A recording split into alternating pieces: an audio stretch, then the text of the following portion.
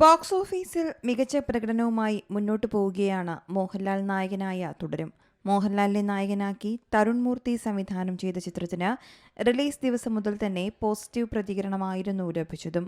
ഒരു ടാക്സി ഡ്രൈവറുടെ വേഷത്തിൽ മോഹൻലാൽ എത്തിയ ചിത്രത്തിൽ മികച്ച അഭിനയ മുഹൂർത്തങ്ങൾക്കൊപ്പം ത്രില്ലിംഗായ സ്റ്റോറി ടെല്ലിംഗും പ്രേക്ഷകർക്കായി സമ്മാനിച്ചിരുന്നു. ഇതിനൊപ്പം ബോക്സ് ഓഫീസിലും ഒന്നിനു പുറകെ ഒന്നായി റെക്കോർഡുകളും ചിത്രം തീർക്കുകയാണ്.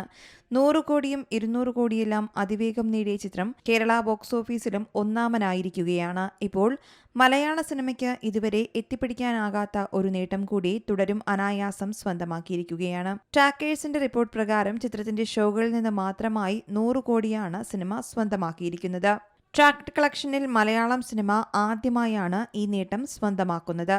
കേരള ബോക്സ് ഓഫീസിൽ 110 കോടിക്ക് മുകളിൽ, ആഗോളതലത്തിൽ 220 കോടിക്ക് മുകളിലാണ് തുടരും ഇതുവരെ നേടിയിരിക്കുന്നത്. 24 ദിവസങ്ങൾക്കു ശേഷവും ഹൗസ്ഫുൾ ഷോകളാണ് മോഹൻലാൽ ചിത്രത്തിനുള്ളത്.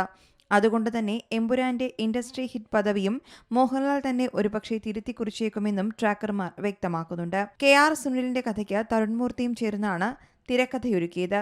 രജപുത്ര വിഷ്വൽ മീഡിയ നിർമ്മിച്ച ചിത്രത്തിന് ജേക്സ് ബിജോയിയാണ് സംഗീതം നിർവഹിക്കുന്നത്. ശോഭന, ബിനു പപ്പു, പ്രകാശ് വർമ്മ, തോമസ് മാത്യു തുടങ്ങിയവരാണ് ചിത്രത്തിൽ പ്രധാന വേഷങ്ങളിലെത്തുന്നത്. വില്ലൻ വേഷത്തിലെത്തിയ പ്രകാശ് വർമ്മയുടെ പ്രകടനത്തിനും കയ്യടികൾ ലഭിക്കുന്നുണ്ട്. News desk C Malayalam news.